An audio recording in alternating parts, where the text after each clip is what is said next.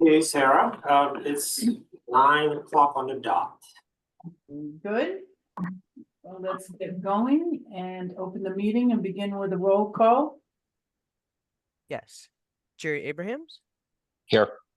Phil DeFranco, Here. Timothy Hodges, Here. Catherine McKinnon, Here. Commissioner Perez, Franklin Perry, Chelsea Ross, Sarah Sanders. Here. We have a quorum in attendance for the meeting. Good. Well, happy spring, everyone. It's a nice, crisp, sunny day out there. Well, let's get right to our agenda. Our first item is approval of a bond sale over to Hazim. It's not a bond sale, Sarah. It's just a pending resolution. Okay. Okay, just make sure that you look at the right agenda. So good morning, everybody. This morning, finance, we do have one amending resolution. So the resolution is to amend a prior resolution that was approved by the board back in October of 2023. As a quick recap, in late 2021, the authority needed a financing vehicle to manage the timing between loan securitization or loans that we made, but then we would put into pools that would be backed by Ginnie Mae, Fannie Mae, and Freddie Mac, and the timing of the bond issuances. At the February 2022 meeting, the board authorized CHFA to procure a credit facility totaling $75 million and establish a financing bridge to achieve such purpose. At the October 2023 meeting, CHFA recommended and the board approved an amendment to increase the credit facility to 150 million to address an increase in securitized loan. In 2024 or last year, CHFA experienced a 54% increase in volume compared to the year before, and as such, is requesting the resolution be amended for a second time by increasing the maximum total facility to 225 million. I'll be happy to answer any question regarding the amending resolution.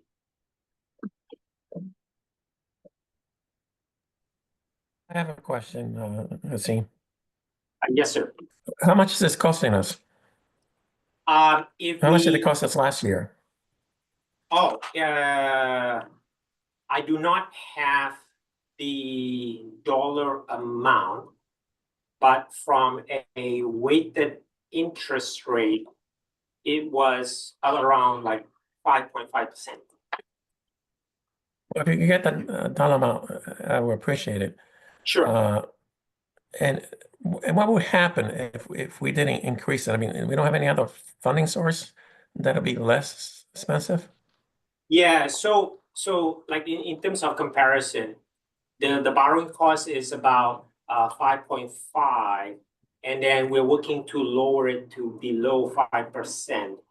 But the loans that we're using, the proceeds from the line to buy it from, is in excess of 6%. So effectively, we are making a positive spread between the borrowing cost and the lending cost. In terms of your earlier question regarding whether or not we have funds, it all comes down to how we're doing the execution. Previously, we've been using the ITA and other resources available to the authority to buy the loan. So we as a general rule, we don't like to borrow and achieve or experience some form of an interest expense when you do have liquidity and cash flow to support the execution.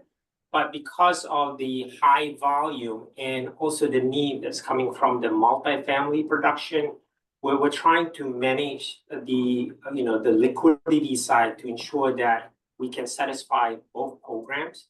And because multifamily is just by design in terms of the need to satisfy the loan closing, where there's a bit more of a capital intensive to achieve loan closing. So that's part of the reason why we felt that using the credit facility for single family is more advantageous. Also, I mean, with all due respect, I think it's a little, and it's true what you're saying, but it's misleading to say that and it may be true today, that it's cheaper to borrow short term because of the rates, but that could change as the rates go down, because I imagine that So the line is tied to some sort of prime or something like that. And that's No, only going to go down so much. Correct. So the rate is tied to the short-term rate, and as we know, currently the yield curve is inverted. Right. So we are taking advantage of the current situation. However, if in fact, say, production does go down and then we don't need the line, the facility, the cost of facility is only 20 basis points to 25 basis points, so 0.2 of 1%. So part of the reason why we set it up and we're just utilizing a single resolution is to provide management the ability to track all these borrowings and then do it in such a manner where we are also being transparent to the board, but also keeping it short. We're currently working to onboard new services. So another reason why we, in fact, utilize this product is because the way that we have the current servicing arrangement with one of our services where they would need the loans to be purchased by the lenders before they can be pulled. So for those who are very familiar with loan securitization, generally speaking, when you have entered into an agreement with a master servicer, when they buy the loan, they would use their own balance sheet to buy those loans, and then they would pay you a service release premium for such loans. But in our situation, we struck an arrangement where we would benefit from a servicing fee sharing instead of getting an upfront servicing release premium. So that's part of the reason why that there is this dynamic trying to manage liquidity or the need to have a liquidity facility to manage the timing between loan securitization and bonds. But we're trying to keep it short, and then we are very sensitive to the interest cost or the interest hit to CHFA, if any. So right now, it is advantageous to CHFA, so we are in a positive spread versus a negative spread. Right, but I just want to, intellectually, not that you were wrong, but, and my last question is this. If for whatever reason, it has, play along with this scenario, we need to reduce the line. Is there any penalty for that? No, because our needs are not so great because, you're paying a fee. And even though 20 basis point at the low end doesn't sound like a lot of money, multiply that by $250 million. That's absolutely. So the of course when we are negotiating with financial institutions, it will be to their benefit to have some form of a loan lock or an agreement prepayment lock. But when they negotiated with CHFA, we were pretty adamant that there shouldn't be any prepayment lock imposed. So we have the ability to reduce the facility or to cancel the facility at any time. right. I just had a question. Thank you. Is there a minimum usage? No. So depending to the bank, some of them, what they would say is if we draw a certain minimum amount, then the cost or the undispersed commitment fee may get reduced or something like that. So they may throw in some Or eliminate it. Yeah, or eliminate it. So it all comes down to how and what would be their goal. What we have seen in terms of, when it comes to the negotiation, depending to where interest rate is at, banks are generally sensitive and trying to make sure that they have their capital deployed. So they do like, their dollars are being used so that they can reap the interest. But then at the same time, they also understand that it is best for them to have a relationship with CHFA. So it's always that negotiation back and forth, trying to strike the best deal for both sides. Who do we have it with again? was Who's the that? bank? Who's the bank or financial? So right now we have it with Bank of America and US Bank, and then we are also adding PNC. I thought about Hazim, using any state charter banks. I mean, at least give them a small piece of it. If Or it's just not practical. It's not practical But because yeah, it's so big. I think part of it is they cannot compete from a rate wise. So it's not like we're not willing to give the opportunity. I know that we have been working on a separate transaction with MNT. MNT has expressed interest directly to me to do more transactions. They know they feel, see, Connecticut is a very important market. So we are working with them on a separate deal. Plus they have a commitment under their merger that unlike other mergers I put in writing that they have to keep. But that, but for the record, I'm not trying to push any particular bank. I don't know. Except I'm trying to push Connecticut-based banks, like there's Correct, more than right. one, Right. And then keep in mind, we do have relationships with local banks under different No, I know programs. you do for other stuff. Yeah. But this is one that they can make a lot of money in, when you have a line that you're not using, they make 20 basis point. That's why I find it hard to believe that they can compete with that because, they got money sitting there making no money at all versus they could make some money. But look, Right. I'm the regulator. I'm not the chief operating officer or the chief financial officer. So I think the tension has always been, right, like we do want to diversify, give opportunity, but then at the same time, it still comes to our fiduciary duty to get the No, it's best. practicality too. Yeah. But I Hazim, wouldn't be doing my job if I don't push for Connecticut-based banks. Understood. Well taken. Jerry, you had a question? yes, I had two questions. One, so we buy the loans before they're converted to mortgage-backed securities. We buy whole loans. Are these whole loans at this point? Have they received FHA or insurance, or are they just Yes. basically okay? So they're insured. Second question, with respect to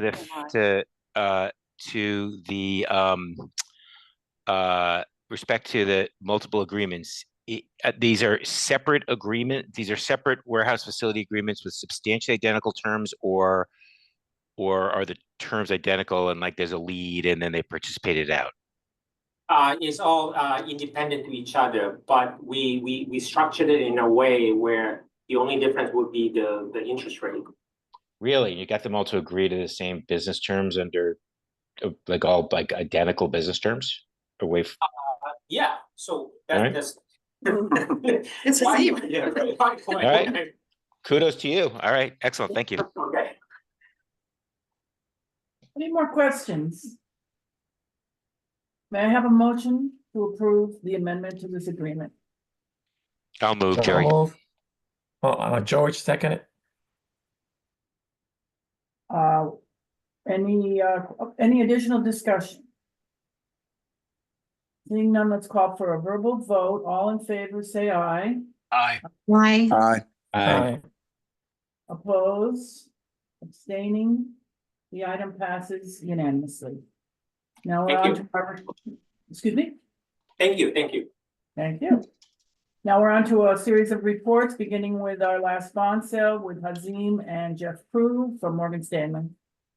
Hey, so everybody knows Jeff, so I don't have to read it. So Jeff is here this morning to provide some color regarding the sale that we closed last month. It is the 2025 Series B, and the issuance was for multifamily. So it is a interesting structure where generally when we issue bonds for multifamily is mainly for tax exempt purposes, but in this situation we did issue taxable, and that's because the demand that we saw that came in between 2023 and 2024 due to the rise in interest rate and then some banks shying away from providing construction loans. So Jeff? Yeah, and thanks, everybody, and good to see you all today. On the sale of the bonds in January, February, 120 million, bond sale was super well received from the market, as is the normal case for Connecticut housing bonds. The deal, as Hazim was mentioning, was a little bit different than usual because it was heavy in taxable and involved a taxable construction bond, which was a bit different than the market is used to seeing. The construction bond is, and this is on page 4, Lorraine, if we just roll forward on the deck, and for those who are looking on the screen, it's a page that looks like this. The construction bond, the taxable construction bond, was about 32 million, and it was set up with a maturity, but like any deal that is coming through construction, we're not exactly sure when it's going to get placed in service. So we structured in a long call date. Taxable market doesn't really like that so much. In the tax exempt market, we can do that all the time, and it's easy to sell.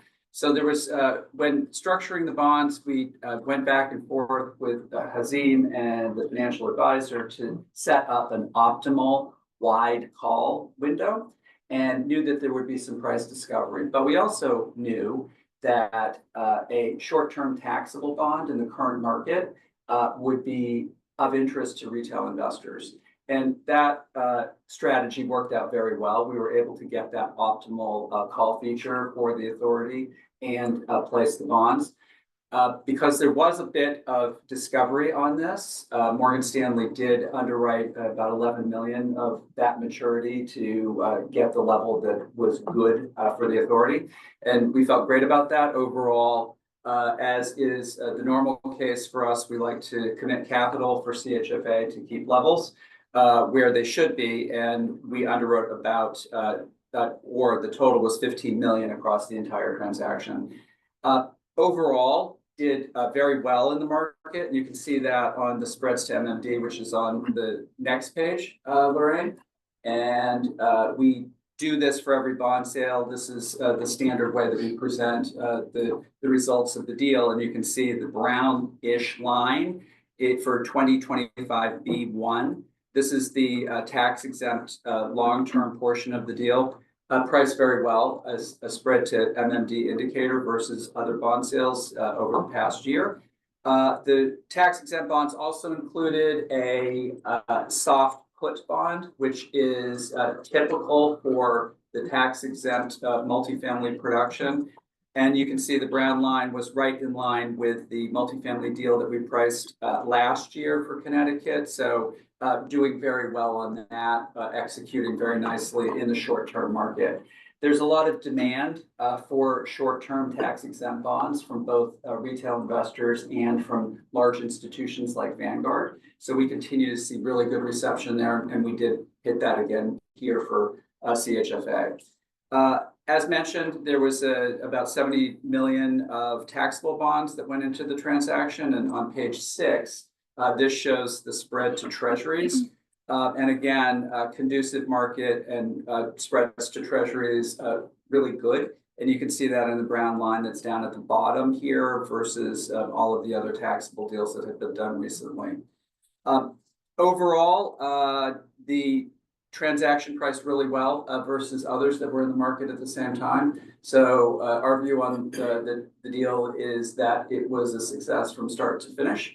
Really good retail performance, as you see in most of your deals, and particularly with a deal of this size, retail will drive the rates to some of the lowest that you can get. So really great transaction. As usual, we love working with you all. So and looking forward to more multifamily. I mean, this production here, really solid, I would say, and off to a good start. Any questions? Happy to entertain. Any questions? Looks like it truly was a strong performance, you know, relative to the other bond sales and MMD. And I always like to see a little underwriting. To me, that's an indicator we were right on market if we have a few unsold bonds. So congratulations, good job. Any other questions? Let's move on to financial reports with Allison Murphy. Good morning. Before you are the February financial reports. On the revenue side, mortgage loan and investment interest revenue are coming in 2.4 million over budget for the first 2 months of the year and 8.1 million higher than last year. The increase in the authority's investment portfolio is driving the year-over-year variance, as the portfolio is a little over $1 billion higher than it was the same time last year. Again, this is a result of the increase in our single-family production. On the expense side, bond interest expense is 1.2 million above budget through February and 6.8 million higher than last year.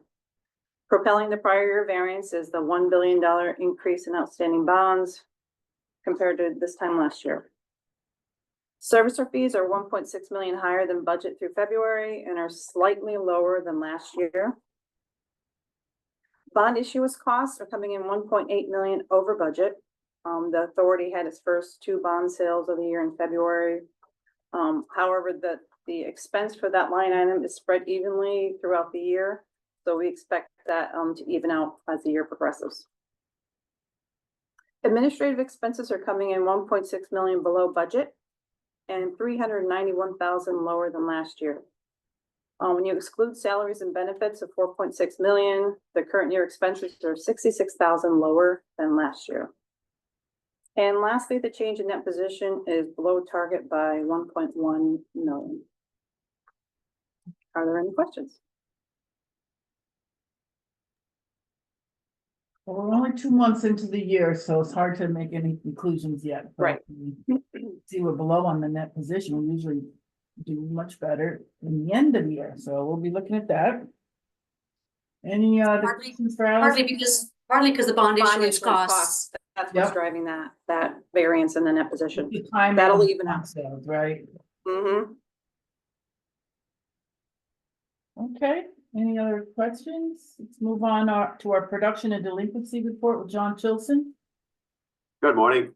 The authority purchased 171 loans totaling $48 million in February. That's lower than the numbers we've been being more recently accustomed to seeing, but that's because with February being a short month, we were not able to schedule a settlement date for Fannie Mae and Freddie Mae. Fannie Mae and Ginnie Mae. But we did schedule 2 Fannie Mae and Ginnie Mae's settlement dates in March, which will balance it out. 94% of the February production, or 161 loans totaling $45 million, were securitized into a Freddie Mac securities, and the remaining 10 loans totaling $2.9 million were whole loans. The average loan size for February was $279,000, and the February month-end mortgage-backed security portfolio balance was $3.6 billion, which was an increase of $31 million over January. The whole loan portfolio through January declined by 42 loans, or $5.4 million, ending with a portfolio balance of $1.1 billion. The whole loan delinquency rate was 24 basis points less than the prior month at 6.1%. That's also less than the state and nation-wide averages as well. The carry-on balance for loans in foreclosure year over year increased by $3 million to $13.3 million, with a total number of loans in foreclosure increasing by 21. And for the month of February, authority also funded 61 down payment assistant loans totaling $688,000, with an average loan size of $11,300, and 182 time to own forgivable loans at $4.5 million, with an average loan size of $23,300. The multifamily portfolio, there were no closings in February. The overall portfolio declined by 2 loans to 602 loans, totaling $1.4 billion. There were 7 permanent loan delinquencies, and the overall delinquency rate was 0.5%. Any questions?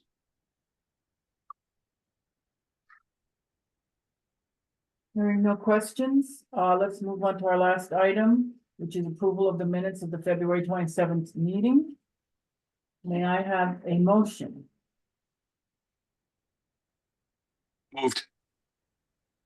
Second, Second. any discussion of the minutes? I'll call for a vocal vote. All in favor, say aye. Aye. Aye. Opposed? Abstaining? The minutes are approved. That concludes our meeting, but I would encourage members, if there's items you'd like us to cover, and delve more deeply in this committee? Any particular areas, federal funding is always on our mind up here in the state capitol, but, maybe that's really more for the full board, but, any topics that you think we want to drill down on or become more educated on, let us know. We can add them That's up. good. Sarah, a Yes. suggestion that I'll make is, and I know we did this a long time ago, is talk a little bit about securitization, and like the comment that would say that we insure. Well, as we found out in the last housing crisis, that insurance meant nothing because insurance companies themselves fail. So, it has to have a philosophical, educational, 101. Doesn't need to happen this meeting or the meeting after, whenever we have a light agenda, if that ever happens, I think that's a good topic because it is quite the process, the whole securitization process, maybe a little bit of a flow chart to show how it all occurs. And, I know there's a lot of experts on that, but to get us understanding that a little And a better. little history, what happened last time we had a housing crisis, how, like Payne Weber, it was one of the reasons why it fell. There were, AGI was an insurance company that today is not what it was then because of this specific thing. UBS almost went, under also, they survived, but, there were a lot of, there were a lot of issues, whatever that was, 10 years ago, 12 years ago now, And if you ask me, in some cases, you could see some of the footprints of what got us there back then happening again. Anyway, Well, I just think it would be educational for those who may not be familiar with that kind of financing. sure. And again, Agreed. it's not urgent, Yeah, I don't have any concerns. I just thought it'd be good for people to understand it. yes, it's good suggestion. Any other discussion or comments? Very good. Well, we'll adjourn the meeting and we'll see you on the other side. All in favor, say aye. Aye. Okay, thank you all. Thank you. Thank you.